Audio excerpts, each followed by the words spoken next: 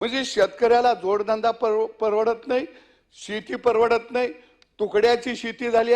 तुम्ही काय करायला लागलाय? मी अभिनंदन करतो सरकारचं. तुम्ही पाणी द्यायला लागलाय, अभिनंदन. तुम्ही वीज मोफत द्यायला लागलाय, अभिनंदन. तुम्ही अजून आम्हाला अनुदान द्यायला लागलाय, अभिनंदन. पण कसं झालंय तुम्ही काय करताय? कापूस करटाचं ऑपरेशन करताय.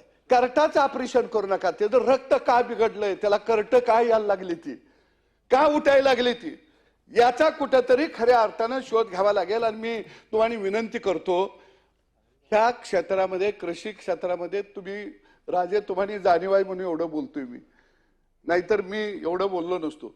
या क्षेत्रामध्ये काय अभ्यासू लोक आहेत, त्याची एक खरोखर तुम्ही बैठक बोलवा. आपलं धोरण येशीत बसून आपण आखतोय.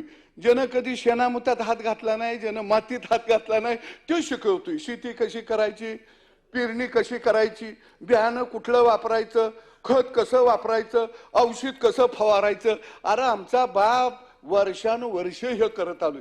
कृपा करून आयत झालेल्या लय शिकलेल्या माणसाच्या नादाला लागून धोरण आखू नका. शेतीचं धोरण आखायचं असेल तर गावगाड्यातल्या माणसाकडे जावा, शेतीत राबणाऱ्या माणसाकडे जावा. आमच्या बा एवढा मोठा शास्त्रज्ञ कोण नाही. नुसतं वारं व्हायला लागलं की ते सांगतंय 2 दिवसात आबाळ येणार आहे. आबाळ व्हायला लागलं की सांगतंय हे पोकळ व्हायला लागलं, ह्यात पाणी नाही.